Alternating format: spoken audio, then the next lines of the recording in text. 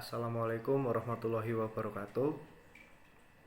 Yang saya hormati Ibu Linda Ikawati, SHMH, selaku dosen pengampu mata kuliah Hukum Internasional, dan teman-teman sekalian yang saya hormati pula. Di video ini, kami dari kelompok 2 yang beranggotakan saya sendiri, Muhammad Fahrul Reza, bersama Inayatul Mufidah dan Malihatul Fuadah, akan mempresentasikan tugas PowerPoint yang sudah diberikan yang berjudul Subjek-subjek Hukum Internasional. Oke, langsung saja masuk materi. Yang pertama ada pengertian subjek hukum internasional. Subjek hukum internasional adalah semua pihak atau entitas yang dapat dibebani oleh hak dan kewajiban yang diatur oleh hukum internasional. Hak dan kewajiban tersebut berasal dari semua ketentuan baik yang bersifat formal ataupun non-formal, dari perjanjian internasional ataupun kebiasaan internasional. Subjek-subjek hukum internasional sampai saat ini sudah ada 7 entitas. Yang pertama ada negara, yang kedua organisasi internasional, yang ketiga ada Palang Merah Internasional, yang keempat ada Tahta Suci Vatikan, yang kelima beligerensi, yang keenam individu, yang ketujuh perusahaan multinasional. Yang pertama negara. Negara menurut Konvensi Montevideo 1949 mengenai hak dan kewajiban negara, kualifikasi suatu negara untuk disebut sebagai pribadi dalam hukum internasional harus meliputi memiliki penduduk yang tetap, memiliki wilayah tertentu, memiliki pemerintahan, dan memiliki kemampuan untuk mengadakan hubungan dengan negara lain. Ada beberapa literatur yang menyebutkan bahwa negara adalah subjek hukum internasional yang utama. Bahkan ada beberapa literatur yang menyebutkan bahwa negara adalah satu-satunya subjek hukum internasional. Alasan yang mendasari pendapat yang menyatakan bahwa negara adalah subjek hukum internasional yang utama adalah hukum internasional mengatur hak-hak dan kewajiban negara, sehingga yang harus diatur oleh hukum internasional terutama adalah negara. Perjanjian internasional merupakan sumber hukum internasional yang utama, di mana negara yang paling berperan menciptakannya.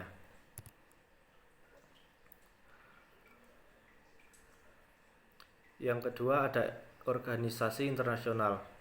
Klasifikasi organisasi internasional menurut Theodory Columbus dan James Wolfe. Yang pertama, organisasi internasional yang memiliki keanggotaan secara global dengan maksud dan tujuan yang bersifat umum. Contohnya adalah Perserikatan Bangsa-Bangsa. Selanjutnya, organisasi internasional yang memiliki keanggotaan global dengan maksud dan tujuan yang bersifat spesifik. Contohnya adalah World Bank, UNESCO, International Monetary Fund, International Labour Organization, dan lain-lain. Yang ketiga, organisasi internasional dengan keanggotaan regional dengan maksud dan tujuan global, antara lain ASEAN dan Eropa Union. Dasar hukum yang menyatakan bahwa organisasi internasional sebagai subjek hukum internasional adalah pasal 104 Piagam PBB. Materi selanjutnya akan dijelaskan oleh Mbak Inayatul Mufidah. Saya Inayatul Mufidah akan melanjutkan menjelaskan materi.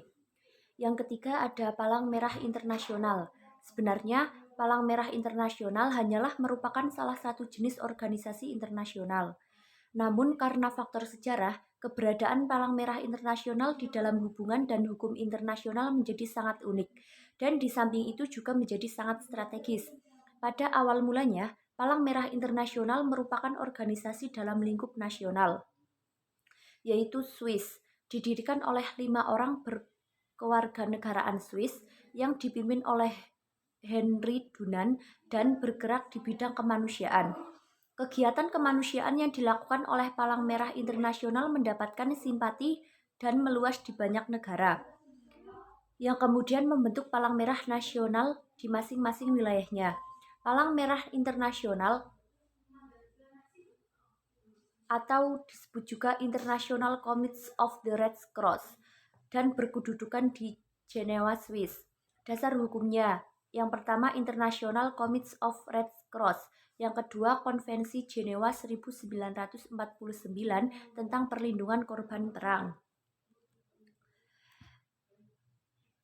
Yang keempat ada Tahta Suci Vatikan. Tahta Suci Vatikan diakui sebagai subjek hukum internasional berdasarkan Traktat Lateran tanggal 11 Februari 1929 antara pemerintah Italia dan Tahta Suci Vatikan mengenai penyerahan sebidang tanah di Roma. Perjanjian Lateran tersebut pada sisi lain dapat dipandang sebagai pengakuan Italia atas eksistensi Tahta Suci sebagai pribadi hukum internasional yang berdiri sendiri. Walaupun tugas dan kewarganegaraannya tidak seluas tugas dan kewenangan negara. Sebab hanya terbatas pada bidang kerohanian dan kemanusiaan, sehingga hanya memiliki kekuatan moral saja. Namun di wibawa Paus sebagai pemimpin tertinggi Tahta Suci dan umat Katolik dunia sudah diakui secara luas di seluruh dunia. Oleh karena itu, banyak negara membuka hubungan diplomatik dengan Tahta Suci dengan cara menempatkan kedutaan besarnya di Vatikan dan demikian juga sebaliknya. Tahta Suci juga menempatkan kedutaan besarnya di berbagai negara. Dasar hukumnya yaitu Lateran Treaty 11 Februari 1929. Saya Malihatul Fuada ingin melanjutkan menjelaskan materi mengenai subjek-subjek hukum internasional. Yang kelima ada belligerency atau belligerents. Kaum belligerency pada awalnya muncul sebagai akibat dan masalah dalam negeri suatu negara berdaulat. Oleh karena itu, penyesalan sepenuhnya merupakan urusan negara yang bersangkutan. Namun apabila pemberontakan tersebut bersenjata dan terus berkembang, seperti perang saudara dengan akibat-akibat di luar kemanusiaan, bahkan meluas ke negara-negara lain, maka salah satu sikap yang dapat diambil adalah mengakui eksistensi atau menerima kaum pemberontak sebagai pribadi yang berdiri sendiri.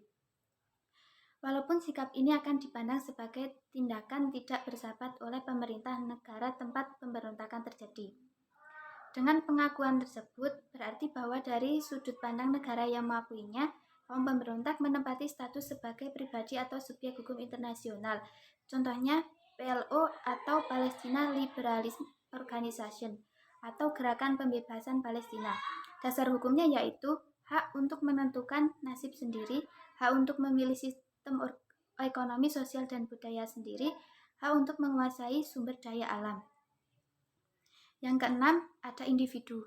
Pertumbuhan dan perkembangan kaidah-kaidah hukum internasional yang memberikan hak dan membebani kewajiban serta bertanggung jawab secara langsung kepada individu semakin bertambah pesat, terutama setelah Perang Dunia II.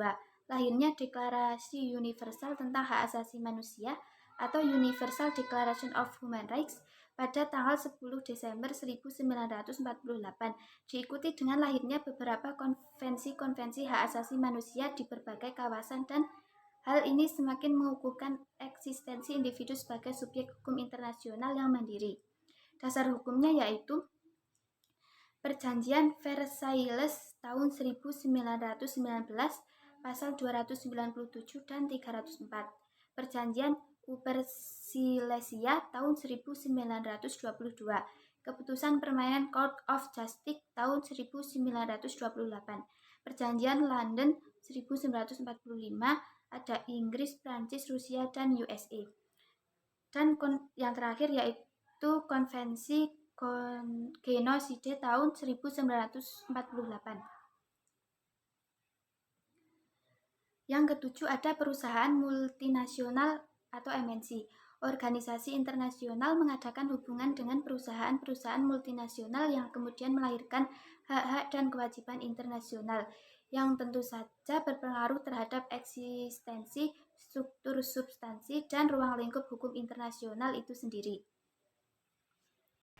Oke, mungkin cukup sekian presentasi dari kelompok kami. Selanjutnya kami membuka sesi tanya jawab. Dipersilahkan untuk 3 penanya. Pertanyaan bisa ditulis di bawah. Sebelumnya saya akan menutup video presentasi kali ini.